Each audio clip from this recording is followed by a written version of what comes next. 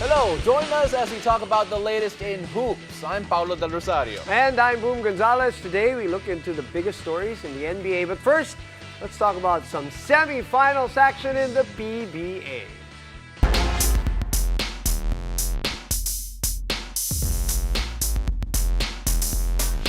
Well, it's semi-season for the top 4 teams in the 48th season of the PBA's Commissioner's Cup. And of course, there's no better point of view than someone who shared the floor with all of these teams. And let's now all welcome the Milwaukee Bucks, Aaron Black. Aaron, how you doing? Good. Happy to be here. It's so great to see you back on the floor again. I know you had a bit of trouble health-wise. So let's focus first on the season that was. Because for Meralco, ibang klaseng season eh. Brutal. Brutal. Tatlong tournaments, if I'm not mistaken. You played in the ESL, the PBA, and a tournament in Qatar, rather. Basically started before everybody else. We started around August, played 6 games in 7 days, as I was telling you guys a while ago in Qatar. And after that, it was just head on for us. Had the ESL, and those games were no joke. We're playing the top teams in Asia, and then you have to come back and play PBA games. A lot of great experiences for us, but in the end, we probably lost some gas. Had a lot of injuries, including myself, throughout the conference. Even our import, Sue, our first import, who did tear his Achilles. So it's been tough, but very good experiences for us at the same time. Traveling, playing different formats, different styles because syempre, in the ASL, you had to deal with 2 imports and all of these things. Okay, you, physically, where are you now? Right now, how have you been since? Just trying to get some rest now, recover. I had a couple of knee injuries, so trying to get back into shape, make sure that I'm ready for the next conference. All Filipino is coming up in a couple of weeks, so I'm ready for that. It's a very unique situation for the Meralco Bolts. You mentioned medyo naubusan towards the end of this conference. But what do you feel the team gained from all these experiences, considering that at the end, okay, you were tired, but then coming in the next one fresh, how do you feel this experience would help in that? I think that exposure to international basketball, that's what everybody looks for, right? You go out of the country, you get to play teams who are, playing different types of games. So being able to be exposed to that and bringing that here, bringing that to our next conferences will be big for us. All right. Well, now let's jump into the semifinals. We wish you were there, but we're happy you're here to discuss that with us. Well, you have a unique point of view, as Paolo mentioned at the top, because you battled with these teams. You just had a triple overtime with one of these teams. Let's talk about the Phoenix and Magnolia matchup. 2 great games yesterday, Paul. So let's start with that. Phoenix with an unconventional starting 5. Let's start with that. And then, had, I think, if I'm not mistaken, Paul, a 9-point lead at some point, but still couldn't hold on. Well, I know Coach Mike from way back. And I know, he'll throw a couple curveballs at you, which he did yesterday. It looked like, it was working. They competed very well against Magnolia. I think this is going to be a very competitive series. Magnolia, on the other hand, used their experience. It was more of a team effort for them outside of their import. I think only Mark Baroka had 10 points, others had 8, and things like that. But in the end, they did use the experience, but I feel like this will be a very competitive series. I want to talk a bit more about Coach Jamaica rin, kasi nakausap ko si Mark Baroka after. We were talking about how Phoenix defended. And inamin niya, nagulat siya, that the schemes of Phoenix are all over the place defensively. It would change so quickly, and that is because Coach Jamaica rin, who you're very familiar with, I believe in Ateneo, always has different schemes up his sleeves. Just how confusing is that from a player perspective, having just played them a conference series before? Well, they did use all those schemes against us, and it's very effective. If you don't recognize the defenses that they're in, if you don't recognize what they're trying to throw at you, it will be very effective. So for Magnolia, they need to recognize are they in a man-to-man, are they in a zone, and they have to see how they can capitalize on those defenses. Yun na lang yung start na lang of the game, diba? Starting 5. Nagulat lahat, pati mga commentator. Right, I'm quite sure, and his reasoning was he wanted to get the younger guys some semi-final experience right away that you never know, might come into play if this goes to Game 4, Game 5, you never know. Okay. Some key players for Phoenix, even in that loss for you. Who stood out for you? Perkins, Jason Perkins. Did I even have to ask? I mean, we worked out together in the offseason, and I see exactly why he is the way he is. The way he was able to capitalize on the post game, also hitting some big shots from 3. He has a complete game, and he's their leader for Phoenix. He outscored both their own import, Jonathan Williams III and Tyler Bay. When you take a look at Jason Perkins and the lineup of the Magnogic and Templados Hotshots, do you feel that he's probably the sole matchup problem for Coach Chito Victolero in this particular series? I feel like not just him, a lot of people. We had problems with him as well when we played them. Perk is very versatile. He can hit you in the post, just like I said, and go out to the three. He can isolate you as well, and he's a big body. So when he does bump into you, he can get his shot off easily. So they're gonna have to probably look to double him, look at different schemes to maybe bring him baseline and send a double that way to try to confuse him for the next couple games. We had Mark Molina a couple of nights here, Pao, and he was saying, right, and you concurred too, that Magnolia, the most consistent all throughout the conference so far. And now, in that game, they were limited to 38% field goal shooting. Paul Lee had the struggle shooting at least, but they still pulled it off. So, if you're Phoenix, how do you come back from something like that, especially a young team?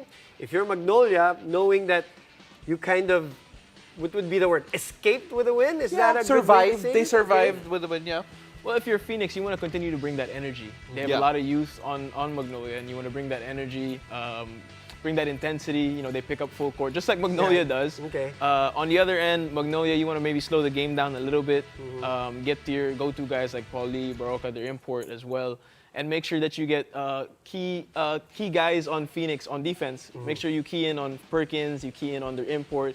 Import of Phoenix didn't really have a good scoring game. I'm sure he'll be more aggressive next game. They have to key in on him. Moving on to the next matchup, Barangay Ginebra against the San Miguel Beermen. San Miguel escapes with a 92-90 win, courtesy of poor rebounding on Barangay Ginebra's part towards the end and a turnover from Scotty Thompson. Escape na naman yung Escape, ginamit sobrang na. Okay, escape. Okay. They take a look at what happened though numbers-wise. Benny Boatwright averages around 40 points plus per game. And he had an off night by only scoring 23. Off night. Only 23 points. But And mababa ang field goal. 23 on 23 shots yata. yeah, 43% from the field. Still, they won. And just tell us a bit more about the depth of this San Miguel team. Because even if their 40-point import doesn't score the 40 points, you have a guy like CJ Perez scoring 26. I was going to say they had another import. In CJ yesterday, who outscored both imports, Yeah, if I'm not mistaken. He had Junmar with 18. You had other guys like Jericho contribute. The San Miguel team is very deep, but as you were saying, against Boatwright, if there's one guy who knows how to stop anybody on another team, it's Coach Tim. I want to bring up a quote that Coach Tim Cone said after the game. He says that this lineup in particular, with Benny Boatwright, Marshall Lassiter, at one point, Chris Ross, he says that this is their own version of the Death Five, that that famous lineup with Arwin Santos and Benny Boatwright playing that. Times 2, times 3, times 10. Times 10. Something like that. Yeah. When you hear that comparison, I don't know kung naabutan mo yung Death Five. did. You did, right? Is there similarities there for you? It makes a lot of sense because Arwin did play outside while Junmar did post up. And you see Benny Boatwright, he's 6'9". Yeah. He shoots maybe even better than I think so, yeah. Arwin So does. far, at Yeah, least so far. And at the same time, he does have different aspects to his game. He can go to the post, he can hit the mid-range and things like that. So it clears a lot of space for Junmar and everybody else when you have somebody who can shoot like that. So I would say it is a Death 5, a new version. But all in all, 21 points from C-Stan, Yeah. regardless of that, that ending yesterday. Tony Bishop had 20 and 11. They lost by 2 Yes, they did. against Death 5. They brought the import 17 points lower than his average. Yeah. There are a lot of things to take away positively for Ginebra here in after game number 1. Yeah, definitely. I feel like, when you do limit the import by 17 points, they have a lot of things going forward for them. Mav didn't really have a great game, and I expect him to be more aggressive moving forward. He's a big key piece for them. Yeah. And Ginebra has a lot of experience, just like San Miguel does, and I know Coach Tim will figure out a way to be able to come back in game 2. Yeah, and Pao, diba, also part of what happened in that game was the free throw shooting towards the end. No? Yes, yeah, Because I knew Ginebra had a 6-point lead at some point in that fourth quarter Yes, before the they did. CJ Perez show came. Yeah, CJ Perez went on in attack, and of course they attacked in transition. But on that, you talk about the experience of both these teams and Barangay Ginebra matching up. A lot of people looked at Barangay Ginebra as the prohibitive underdogs because of the Death 5 lineup of the San Miguel Beermen. Question is, if you're a Barangay Ginebra fan, what is your biggest positive from that game that will give you hope going into game 2? Well, the fact that they actually had the game. They had the game. Just like you said, they were up by 6. They had the game. Couple of breaks, turnover here, a couple of missed free throws here and there, and they probably win the game. Yeah. So, moving forward, we understand this is a very close matchup between both teams, and if you're a Ginebra fan, you're looking forward to probably a long series. Well, let's see. Let's see what happens there. And of course, we're not done with you yet. You're going to be sticking here. We're going to talk more hoops in just a bit. Just the way we like it, because after the break, we move over to some international hoops as we track the biggest news in the NBA. Stay tuned, you're watching The Game.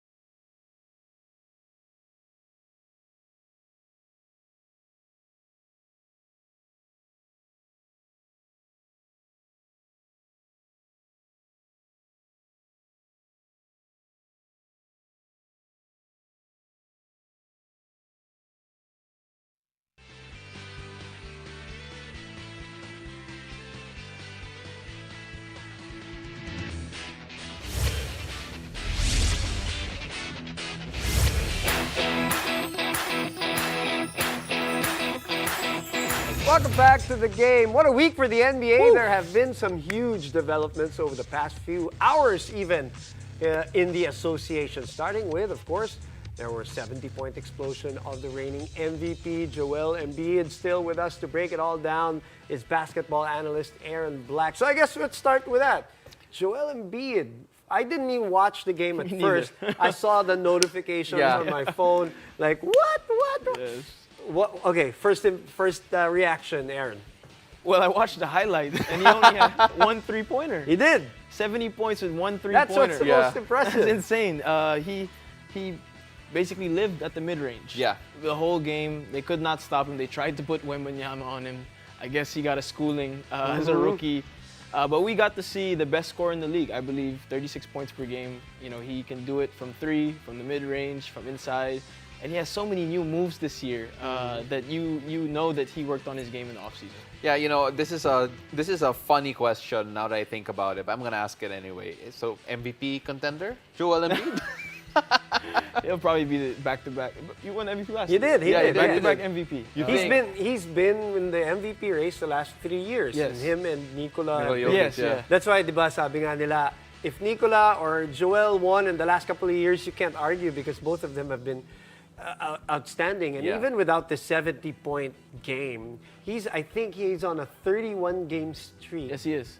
No, 21 of 30 of 30 points, right? Yeah. 21-game Of streak 30 of 30 points. He's got to be in the MVP conversation. There's no way. Only right? 2 other people have actually done that. So, I Yeah. think Harden and Kobe, if I'm Wow. not mistaken. Wow. So speaking of other people who've done 70-point games, before we let it go, of course we have Elgin Baylor, Wilt Chamberlain, David Thompson, Kobe Bryant, Devin Booker, Donovan Mitchell, and Damian Lillard. Just a short list and incredible. There's a shorter list. The 65, 15, I was and about 5. to say. That's I was true. Him and about to say, MJ. 65, 15, and 5 plus. That's a shorter list. It's just an incredible performance, no matter. And you know what's the big thing about it? It wasn't a win. Yes, Yes, exactly. because Karl Anthony Towns Did have 62. 62 in a loss against His coach Charlotte. just- and his His coach coach hammered all of them. Yeah, that was. Yeah. So that's the big thing. Joel, the concern, obviously, as we wrap up this conversation with him, is that I think he has 8 games to go. Yes. Yeah. That if he misses, he will not be vying for an award. Does that scare you, concern you, worry you, Aaron? To me, he won it already. Of course, he wants to win it again. Yeah, I'm sure, yeah. even though he says it doesn't matter to him. I'm sure it does. But at the same time, he's looking at that championship. Yeah. I think Okay. Philly Okay. probably makes one more move before the trade deadline to get okay. him an extra weapon, and I feel like they Interesting. make a push for the championship. It would be really funny though if a game that he's not supposed to play, he just tips the ball off and then there's a quick foul and then he's taken out of the It's game. happened before. It's happened before. It's happened many times. Yeah, so right now, of course, again, all the best to Joel Embiid. Hopefully he stays healthy. Hopefully he gets to play those games and he is in the running for the MVP and not lose on a technicality. Let's move on to the Milwaukee Bucks because they're Eastern rival. an Eastern rival. Very, very eventful time in Milwaukee, letting go of their head coach, Adrian Griffin, despite a very good record in the regular season. The word is dismissed. They Dismissed. dismissed their Yeah. coach. Their official statement is their coach was dismissed. Dismissed. Tell us about your Reminds thoughts. me of David Blatt and the Cleveland Right, Cavaliers. Cleveland if you Cavaliers. remember. Yeah. They Right. were also first or second in Right. the East. And Very good comparison. I feel like there's an internal problem there. I Okay. think, yes, they're not very great on defense, not like when they were with Budenholzer. But at the same time, you did trade your best defender in Drew Holiday, and it's been we talked about this a while ago, Right, different yes, schemes yes. that they've been trying to throw at teams that haven't worked. Indiana scored 140 points on them, if I'm not mistaken. Right. So The 3 games they've been beaten by Indiana, if I'm not mistaken. yes, Yeah. they're 3-1 if I'm not Already, mistaken. yeah. So it was probably an internal problem. We'll see. It remains to be seen if it was the right move or the wrong move, and I guess we'll figure out in these next few weeks. They've the rumblings about that defensive inadequacies is very strong in the NBA. I think they're down to number 21 on defense, but they're number 2 on offense now, though, which is what's keeping them afloat. Yes. But okay, when you think about that, Aaron, 30-13 though, the record, even with a firing of a coach, what does that tell you? Does that tell you that they're really looking toward to finishing the second half strong, that they want this championship? They're not going to wait for like a month after and still test Griff here in Well, this. to be frank, they maybe thought that he could not do a good enough job for them to win a championship. Yeah. They needed somebody who was more defensive oriented, not just on the offensive end. But at the same time, maybe an internal problem with Giannis or somebody. They did get into it earlier in the season. They did. And whenever your star is disgruntled, the franchise has a tendency to listen to that star instead of listening to the coach. All right, so speaking of listening to the coach, let's talk about yung chismis sa NBA. Doc Rivers, allegedly, gonna go to the Milwaukee Bucks. And Doc Rivers is going to be a coach that is used to coaching superstars, used to dealing with egos, used to dealing with getting the best out Right. of big personalities. Very good motivator. Right? Yes. Very good motivator. Right man for a job for you? Yeah, of the people that are available, I Available. feel like he is the right man for the job. I also read an article where he was consulting them, so maybe he has already affiliation with the team, so he knows some of the guys already. At the same time, he is a defensive coach, and he's been proven to be that. Now, remains to be seen. Of course, there's always rumblings about Doc Rivers and how he can get out the second round and things he like fails that. in the biggest of in games. the playoffs. Is, You can't take care of playoff leads. yeah. Yes, I so- think that's thrice already that he's blown playoff 3-1, leads. yeah. So I'm sure he'll look to prove people wrong with this squad if he does get the job. If he does once he signs. So looking forward to it. I'll miss hearing him on TV though. He's been Yeah, entertaining. he is He's so very fun good on TV. TV. He is Entertaining very good on TV. as an analyst. Okay, the other MVP contender that you want to talk about belongs to the West. And just as of late, they are surging as the #1 team in the league now, OKC Thunder. Tell us about that team, Aaron. Tell us about the guy that you want to talk about. Shea is probably one of my favorite players in the league. Just the way he plays. It's not his fashion, just I mean that too. He does dress well. He does clean up well, but nobody can speed him up. Nobody can speed him up. No defender. I watched him here live when he Yes, came in. yeah. I Yes. really saw that. But for me, that OKC Thunder team, they're young. They have Yeah. so many picks moving forward. They can do a lot with that. And at the same time, they're #1 in the West, looking better than even Denver right now. Ooh. You had to put that in. And definitely For our producer. Definitely producer. Utah. Hi, Rain. And Utah, did you definitely say Utah. No, but being a Utah Jazz fan, I can tell you right now, top seed doesn't necessarily guarantee success in the playoffs. Especially But- for a young team. Especially for a young team. How real or how important do you feel is it for the OKC Thunder to keep the top seed, have the top seed going into the playoffs? Well, of course, you want to keep home court, especially for a young team. You know, they say young teams struggle on the road. So a team like Denver would have no problem going on the road. They have the experience, they have the championship already. So for this team, keeping the top seed probably is very important for them. And at the same time, moving forward, maybe before the trade deadline, they also make a move because they have all these picks. Yeah, they coming. Bring in a veteran, something like that. So we'll see. So Shea obviously is in the MVP conversation. You said he runs the show. He cannot be sped up. And according to Anthony Davis the other day, he's untouchable. Referees are not calling every single foul on his move. And that's already Anthony Davis saying that. That's a Laker saying it. Sorry, I was talking about Ant-Man. Ant-Man. Oh, Sorry, okay, Ant-Man Ant-Man. was saying. Oh, yes, you're right, Remember you're right. the Anthony game? Edwards, yes, yes, Ant-Man. He was complaining. I that thought he I missed couldn't a quote touch. there. My bad. Oh, it's all right, it's all right. Ant-Man. So, having said that, you also wanted to highlight the other guy who's been creating waves in OKC, the leading rookie of the year. Is he? Maybe.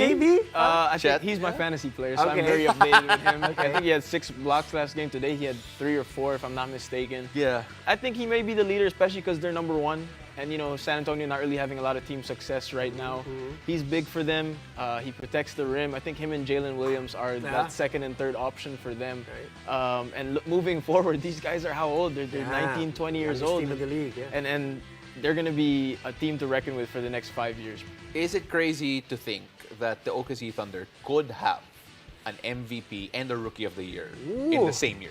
I would not be surprised because if you do keep that number 1 seed and SGA continues to play the way that he plays, because he doesn't just play one side, he plays both sides of the floor, and then you have a guy like Chet who does play both sides of the floor as well. I wouldn't be surprised to see both of them win awards. I know we're halfway there, and I should not speed up the NBA, but I cannot wait to see them in a playoff setting because that's where things kind of change, where schematics are very, very different. All right, Aaron, thank you very much. It's great to be here. Yeah, welcome back. I hope you like the whole new setup. I love this new setup. You know, it's nice. I can lean couch back. changes and everything. Very nice. Rest Really up and appreciate recover. Aaron. Will do. Rest up and recover. All right, so we have more stories after the break. Stay tuned. You're watching The Game.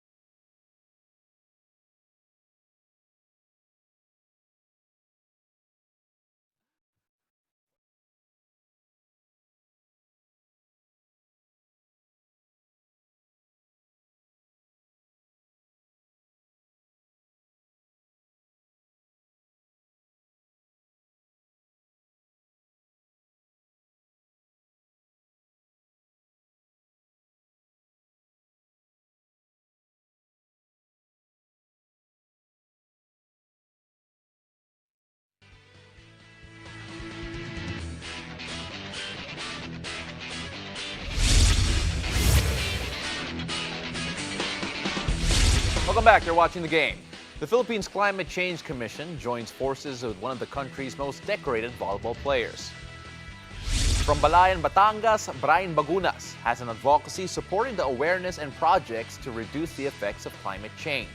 The CCC has created campaign videos highlighting the vital role the next generation plays in fighting climate change. The collaboration hopes to bring the issue to light and gain more climate change champions here in the Philippines.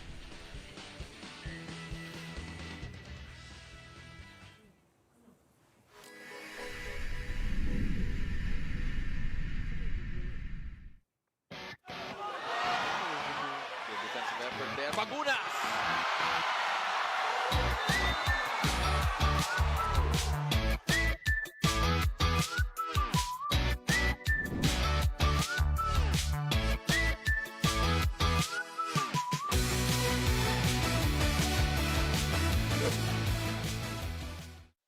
Ramdam natin ang epekto ng climate change.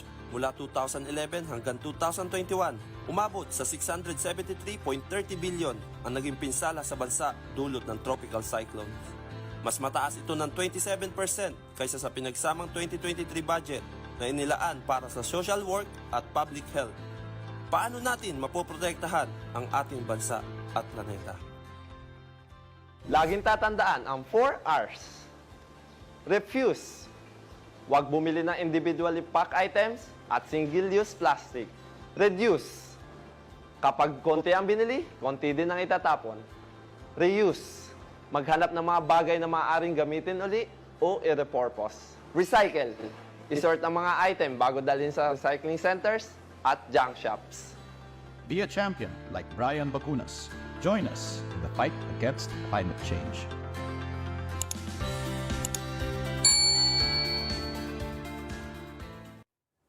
Once again, the collaboration hopes to bring the issue to light and gain more climate change champions here in the Philippines. You can catch the games and, of course, our show live and on demand on the Pilipinas Live app. Thank you for joining us tonight. I'm Boom Gonzalez. And I'm Paulo De Rosario. This has been The Game.